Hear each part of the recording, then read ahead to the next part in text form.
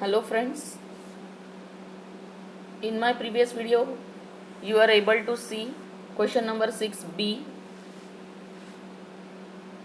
news report and question number 6b2 was story writing. B1 was news report and B2 was story writing. These two questions are coming under the title expand the theme. expand the theme के under में आते हैं और उसमें हम लोग पहला question जो B1 है वो न्यूज़ रिपोर्ट देखते हैं। आप लोगों ने मेरे प्रीवियस वीडियो में ये ज़रूर देखा है कि मैंने आप लोगों को न्यूज़ रिपोर्ट लिखने पे थोड़ा सा स्ट्रेस दिया था कि आप लोग न्यूज़ रिपोर्ट लिखिए, इसमें हम लोगों को कुछ मार्क्स मिलने का संकेत मिलता है या हमें मार्क्स श्योर हो जाते हैं rather than writing a story. क्यों यहाँ पे मैंने ऐसे बोला था आप लोगों को याद होगा, क्योंकि इसमें हेडलाइन, डेटलाइन, इंट्रोडक्शन और शॉर्ट पैराग्राफ ऐसी कुछ चीज़ें हैं जिसमें आप हेडलाइन, डेटलाइन और इंट्रोडक्शन इतना तो आराम से दे ही सकते हो और इसी के ऊपर आपको कुछ मार्क्स स्कोर करने का मौका मिलता है। अब हम लोग देखते हैं, read the following headline and prepare a news report with the help of given points, make use of the guidelines. Guidelines यानी यही है कि हेडलाइन, डेटलाइन, इंट्रोडक्शन और शॉर्ट पैराग्राफ दिया है और अभी आप लोगों के सामने जहाँ पे अंडरलाइन किया हुआ पोर्शन है या एक कॉलम बनाया हुआ पोर्शन है, दैट इज़ योर हेडलाइन और इस हेडलाइन के सहारे आपको पूरा न्यूज़ रिपोर्ट लिखना है। अब न्यूज़ रिपोर्ट में बहुत बड़ा कुछ लिखना है या किस तरह से लिख पाएंगे, हम तो इंग्लिश में बोलते ही नहीं है तो हमको सेंटेंस कंस्ट्रक्शन जमेगा क्या वगैरह वगैरह प्रॉब्लम्स ज़रूर आते हैं, पर इससे ज़्यादा प्रॉब्लम स्टोरी राइटिंग में आएगा क्योंकि उसमें तो एक तो स्टार्टिंग ऑफ द स्टोरी का सेंटेंस दिया रहता है या फिर एंडिंग ऑफ द स्टोरी, मतलब सिर्फ एक सेंटेंस रहता है और बाकी पूरा आप लोगों को कंपोज करना होता है। अगर आप इमेजिन कर सकते हो और वहाँ पे बराबर सब्जेक्ट, वर्ब और ऑब्जेक्ट या कॉम्प्लीमेंट डाल के लिख सकते हो तो आप लोगों का स्टोरी राइटिंग भी अच्छा ही होगा। तो हम लोग उसको भी थोड़ा बहुत देख लेंगे, 2-3 उसके भी एग्जाम्पल्स। यहाँ फ़िलहाल हम लोग सिर्फ आपको जो बताया है मैंने अपने क्वेश्चन पेपर समझाते वक्त कि किस तरह से आपको रिपोर्ट राइटिंग करना है, उसका एक नमूना, एक एग्जाम्पल के तौर पे हम लोग ये क्वेश्चन ले रहे हैं। Let's have a look on the question.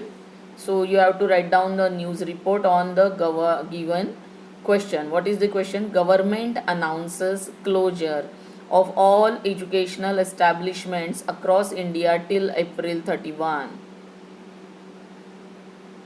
April 30 होना चाहिए वहाँ पे, 31 नहीं।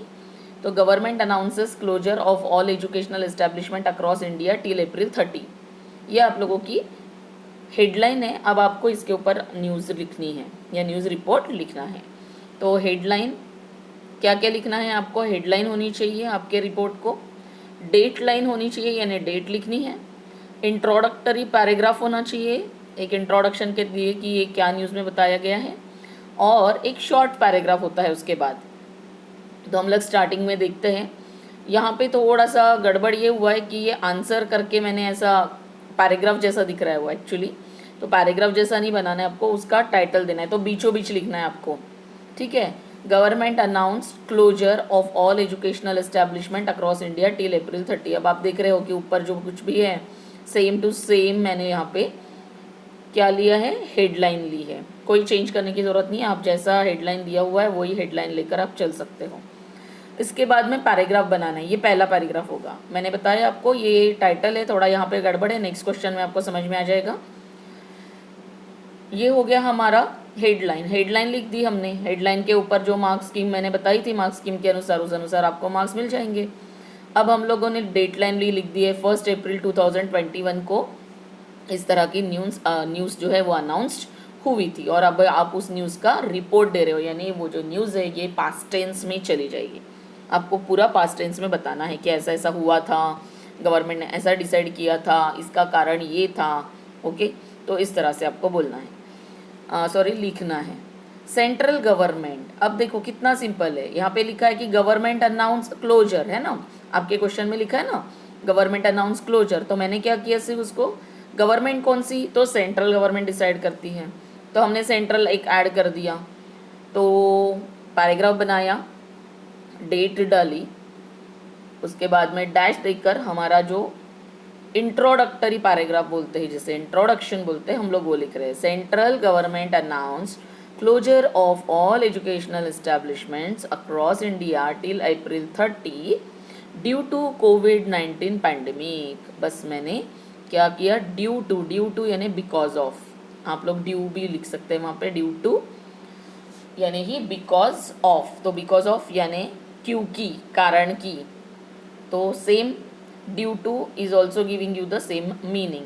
तो आपको दिख रहा होगा कि आइडिया मैंने वही ली है, सिर्फ मैंने थोड़ा बहुत चेंज किया है कि सेंट्रल गवर्नमेंट ने ये डिसाइड किया है ऐसा ऐसा ऐसा बंद रहेगा, और वो क्यों रहेगा, क्योंकि ड्यू टू कोविड-19 पैंडेमिक आया है।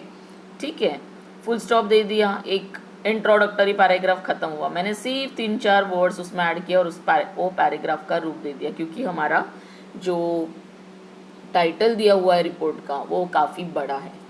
ओके, आगे देखते हैं क्या लिखा है मैंने। ये जो दिमाग में मेरे सोचा मैंने कि अच्छा अगर ये इंस्टीट्यूशन बंद है, अब आपने साल भर देखा है, साल भर आपने एक्सपीरियंस किया है, यूट्यूब्स पे, न्यूज़पेपर में, न्यूज़ चैनल्स पे ऐसी बहुत सारी खबरें आपके कानों पे पड़ रही है।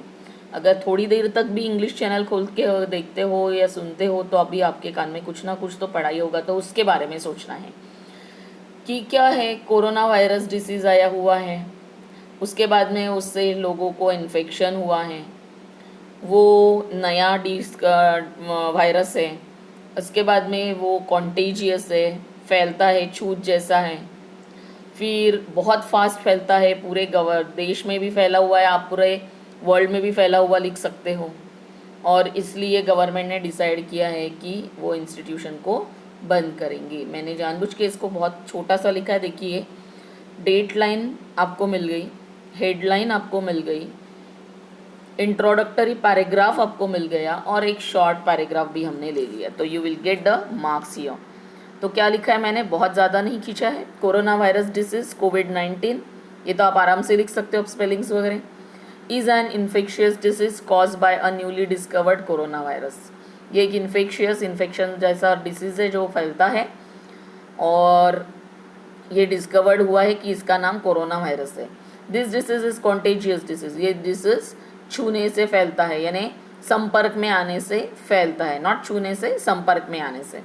इट स्प्रेड्स रैपिडली, ये एक मेरा सेंटेंस मैंने डाल दिया कि ये बहुत फास्ट फैलता है। अभी आप देख रहे हो एक से दूसरे, दूसरे को तीसरे से, कितना फास्ट ये, कुछ 70-75 से आज 5-6 हज़ार तक ये अपने नागपुर में कोरोना वायरस के पेशेंट्स आपको नज़र आएंगे, यानी ये बहुत फास्ट रैपिडली फैलता है, स्प्रेड होता है। That's why central government decided to close all educational institutions, और इसीलिए सेंट्रल गवर्नमेंट ने डिसाइड किया है कि सारे एजुकेशनल शैक्षणिक इंस्टीट्यूशन, अब यहाँ पे मैंने एस्टेब्लिशमेंट्स जो था हमारे इसमें, उसकी जगह पे मुझे वर्ड मालूम है कि इंस्टीट्यूशन को भी हम यूज़ कर सकते हैं एस्टेब्लिशमेंट की जगह, तो मैंने वो लिया, टिल अप्रैल 30, इस तरह से 3 अप्रैल तक ये बंद है, ये मैंने यहाँ पे news they the. I hope आपको ये समझ में आया होगा। इसी तरह से आप बार बार अलग अलग विषयों की प्रैक्टिस करते रहोगे तो आपको समझ में आएगा। अब मैंने एक और एग्जाम्पल के तौर पे क्वेश्चन लिया है बच्चों, news report. Read the following headline and prepare a news report with the help of given points, make use of the guidelines. वही गाइडलाइंस है आप लोगों की कि हेडलाइन है, डेटलाइन है, इंट्रोडक्शन है, मतलब इंट्रोडक्टरी पैराग्राफ है, और एक शॉर्ट कंटिन्यूइंग पैराग्राफ है, और एक छोटा सा पैराग्राफ और आपको ऐड करना है। और इसी तरह से ये न्यूज़ रिपोर्ट का क्वेश्चन आएगा कि read the following headline and prepare a news report, और एक कोई भी आपको न्यूज़ के लिए हेडलाइन दे दी जाएगी। तो यहाँ पे क्या है, the education department organises science exhibition on environmental pollution. Environment के पोल्यूशन पे साइंस डिपार्टमेंट ने, एजुकेशन डिपार्टमेंट ने साइंस एग्जीबिशन ऑर्गेनाइज किया है। अब देखिए किस तरह से हमने हेडलाइन लिख दी, the education department organize the science exhibition on environmental pollution. अब डेट लाइन, नागपुर 2 अप्रैल। यहाँ पे मैंने नागपुर इसलिए लिया कि ये जो है वो एग्जीबिशन ऑर्गेनाइज किया हुआ है वो नागपुर में किया है, इसीलिए नागपुर में ये न्यूज़ है। इस तरह से मैंने दिखाया। आप यहाँ पे कोई भी शहर का नाम ले सकते हो। 2 अप्रैल दिया है। द साइंस, अब देखिए ध्यान से कि मैंने क्या लिखा है। The science exhibition on environmental pollution was organized by the Maharashtra Education Department on 2 April 2021 in Central School Nagpur. आप सोच सकते हो कि मैं कितना ऐड करती हूँ हमारे इंट्रोडक्शन के पैराग्राफ में। यहाँ पे जो कंस्ट्रक्शन आपको नज़र आ रही है वो पैसिव कंस्ट्रक्शन है, यानी जैसे आई ईट मैंगो, उसकी जगह पे मैंगो इज़ ईटन बाय मी, इस तरह की कंस्ट्रक्शन है। देखिए मैंने ऐसा नहीं लिखा कि the Maharashtra education department organized the science exhibition on environmental pollution. मैंने क्या लिखा उसकी जगह? The science exhibition on environmental pollution was organized by the Maharashtra education department on 2 April 2021 in central school Nagpur. तो अगर आप सीधा सीधा लिखते हो तो इट्स नॉट रॉन्ग, यानी अगर आपने ऐसा लिखा the Maharashtra education department organized the science exhibition on environmental pollution on 2 April 2021 in Central School Nagpur. आप कोई भी स्कूल का नाम वहाँ पे दे सकते हैं जिसका स्पेलिंग लिखना आपको आसान हो और एक थोड़ा सा अच्छा भी वो नाम सुनने के लिए रहे। ठीक है, अब क्या क्या हो गया बच्चों? हमारा हेडलाइन हो गई, डेटलाइन हो गई, इंट्रोडक्टरी पैराग्राफ हो गया। अब हम लोग जो एक शॉर्ट पैराग्राफ हमको लिखने के लिए बोला है सेकंड, जिसमें हमारी डिटेल न्यूज़ रहेगी, न्यूज़ रिपोर्ट रहेगा, वो आपको लिखना है। अब आप अपने दिमाग में इमेजिन कीजिए कि जब कोई एग्जीबिशन होता है तो वो जिस विषय पे एग्जीबिशन होता है उससे रिलेटेड मॉडल होते हैं, चार्ट होते हैं। आजकल तो बच्चे स्लाइड्स भी बना कर लाते हैं, है ना, कंप्यूटर पे स्लाइड बना कर लाते हैं। उसके बाद में क्या दिया जाता है वहाँ पे? इंफॉर्मेशन दी जाती है। अब ये किसके ऊपर है विषय? कि पोल्यूशन के बारे में, है ना, एनवायरमेंटल पोल्यूशन। तो वो एनवायरमेंटल पोल्यूशन का उन्होंने क्या दिया होगा? इंफॉर्मेशन दी होगी। उसके बाद में पोल्यूशन क्यों होता है, कौन से प्रकार के पोल्यूशन हैं, इसके बारे में आप छोटा छोटा एक एक सेंटेंस, दो सेंटेंस लिख सकते हो गया आपका न्यूज़ रिपोर्ट। देखिए मैंने क्या लिखा। इस तरह से आपको क्या करना है कि आपको जो भी टॉपिक दिया जाता है उसको थोड़ा सा 2 मिनट रुक कर सोचना है कि इस टॉपिक से रिलेटेड मैं क्या क्या लिख सकता हूँ या लिख सकती हूँ। और फिर उसको सोचने के बाद फिर उसमें से सब्जेक्ट क्या है, वर्ब क्या है, हम किस तरह से उसको स्ट्रक्चर बनाकर सेंटेंसेस लिख सकते हैं, ये सोचना है। अगर आपने बार बार लेसन्स पढ़े होंगे या क्वेश्चन आंसर्स पढ़े होंगे तो आप लोगों को, या कभी न्यूज़ सुनी होगी, आप लोगों को ये लिखना बहुत मुश्किल नहीं जाएगा। तो क्या लिखा है देखिए मैंने, near about 500 school participated in this exhibition. बहुत सारे बच्चों ने, बहुत सारे स्कूल ने पार्टिसिपेट किया, पहली तो बात, क्योंकि एग्जीबिशन बोलने से वहाँ पे तो लोग आने ही वाले हैं एग्जीबिशन लगाने के लिए। अब ये तो कोई ऐसा आम मेला नहीं है कि यहाँ पे दूसरे प्रकार के स्टॉल्स वाले वगैरह आके खड़े हो जाएंगे। ये तो स्टूडेंट्स का रिलेटेड है, तो इसलिए वहाँ पे कौन आएगा? स्कूल्स ही आएगी।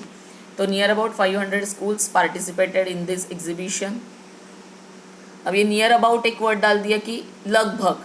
आप लोग नहीं, आपको उस वक्त याद आता तो आप डाल दीजिए कि 1000 schools of Nagpur participated in this exhibition in environmental science exhibition, in this science exhibition. इस तरह से आप उसको थोड़ा सा एलैबोरेट बड़ा भी कर सकते हो। Many schools prepared charts, models and slides. बहुत सारे स्कूल ने मॉडल प्रिपेयर किए, चार्ट प्रिपेयर किए। आप इसको थोड़ा सा और एलैबोरेट कर सकते हो कि few schools prepared charts and many of the schools prepared models and slides। ठीक है, इस तरह से भी आप उसे लिख सकते हो। किस लिए ये सब मॉडल, चार्ट, स्लाइड देते हैं वो या लाते हैं? To provide information about pollution. वो हमें प्रोवाइड करना चाहते, देना चाहते। क्या देना चाहते? इंफॉर्मेशन देना चाहते पोल्यूशन के बारे में। अब यहाँ पे मैंने एक और पैराग्राफ बनाया है, क्योंकि यहाँ पे सिर्फ एग्जीबिशन में क्या दिखा वो लिखा है मैंने। अब हम लोग पोल्यूशन के बारे में भी एक दो वाक्य लिख सकते हैं। Pollution is very common issue, बहुत कॉमन है ये प्रॉब्लम। आप यहाँ पे इशू नहीं याद आया तो प्रॉब्लम ऐसे वर्ड लिख सकते हो। Air pollution, water pollution, soil pollution, sound pollution were major topics on which children were giving information to the visitors. ये जो 4-5 प्रकार के पोल्यूशन है ये मेजर टॉपिक थे वहाँ पे कि जिसके ऊपर बच्चे इन्फॉर्मेशन दे रहे थे। Through this exhibition students from various schools were giving alarming information। alarming यानी चेताने वाली इंफॉर्मेशन दे रहे थे। ये सब आपके दिमाग में जो कुछ भी इमेजिनेशन है वो लिखा हुआ है। आपको इतना नहीं लिखना है, तो जितना हमने पहले स्टार्टिंग में लिखा था कि ये प्रकार के पोल्यूशन रहते हैं और इसके ऊपर हमको इन्फॉर्मेशन मिल रहा है, तो आप उतना भी क्लोज कर सकते हैं। ये जो लिख सकते हैं एक आध दो बार पढ़ के, वो इस तरह के कंस्ट्रक्शंस आगे अपने दूसरे रिपोर्ट में भी उस विषय के अनुसार चेंज करके लिख सकते हैं। तो students from various schools were giving alarming information. Changes in environment are seen due to the pollution. थोड़ा सा जनरल दे दिया है कि चेंजेस हमको एनवायरनमेंट में, वातावरण में नज़र आते हैं पोल्यूशन की वजह से। Which can be reduced was the main motive और ऑब्जेक्ट ऑफ दिस एग्जीबिशन। और ये जो पोल्यूशन है या एनवायरनमेंट चेंजेस है ये हम रिड्यूस, कम कर सकते हैं। ये मेन ऑब्जेक्ट या मोटिव इस एग्जीबिशन का था। आप इनमें से कोई भी एक वर्ड याद रख सकते हैं, लेकिन मोटिव का ही सिनोनिम ऑब्जेक्ट होता है, यानी एम क्या है, इसका उद्देश्य क्या है वो। There were many stalls where students sold environment friendly products. कुछ बच्चे वहाँ पे एनवायरनमेंट फ्रेंडली प्रोडक्ट भी बेच रहे थे कि जिससे हमारे नेचर को बिना ज़्यादा हानि किए हम ऐसे प्रोडक्ट्स भी बना सकते हैं, और वो उसे एग्जाम्पल के तौर पे बेच रहे थे। They were spreading awareness through these products. और वो लोग क्या कर रहे थे, लोगों के बीच में अवेयरनेस फैला रहे थे कि नेचर से, बिना नेचर के तकलीफ के ही प्रोडक्ट खरीदिए, एनवायरनमेंट फ्रेंडली प्रोडक्ट्स खरीदीजिए, ठीक है। So they were spreading awareness through these products. Go green was the punching line for this exhibition. और गो ग्रीन, हरियाली के साथ रहे, ये एक पंचिंग लाइन इस एग्जीबिशन में थी। अब ये पंचिंग लाइन, गो ग्रीन, ये सब आपको पता है कि ये एनवायरनमेंट से रिलेटेड वर्ड्स है। सो इस तरह से हमारा थोड़ा सा जनरल इन्फॉर्मेशन जो हमारे पास है किसी भी सब्जेक्ट से रिलेटेड, वो इन्फॉर्मेशन अगर आप सेंटेंसेस में पुट कर सकते हो तो आपका रिपोर्ट राइटिंग जो है वो बहुत अच्छा होगा। मैं फिर से एक बार कहूँगी कि आप इस रिपोर्ट राइटिंग की अगर बार बार प्रैक्टिस करते हो, 2-3 सब्जेक्ट्स अपने हिसाब से अगर लेकर आप करते हो, तो आपको न्यूज़ रिपोर्ट में अच्छे मार्क्स मिल सकते हैं। वहाँ पे आपको ख्याल रखना है कि हेडलाइन जो हेडिंग है वो करेक्टली बीच में हो। डेट लाइन, पैराग्राफ बनाकर आपको वहाँ पे डेट डालनी है।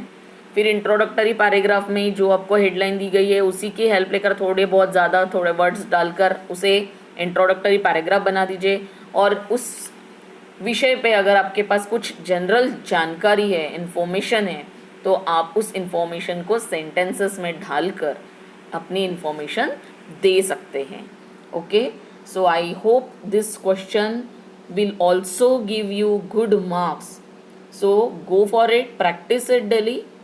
डेली एक न्यूज़ रिपोर्ट लिख कर देखना है। ये सोचिए आपके पास जो बुक्स है या पीडीएफ भेजे गए हैं आप उसमें से न्यूज़ रिपोर्ट ले सकते हो, ओके। और वो हेडलाइन लिखकर आप लोग अपना न्यूज़ डालकर देखिए, रिपोर्ट लिख कर देखिए। हैव अ गुड डे बच्चों। नेक्स्ट वीडियो में 1-2 और क्वेश्चंस हम लोग एक्सपेरिमेंट के लिए लेंगे और जिससे आपकी और थोड़ी सी प्रैक्टिस होगी।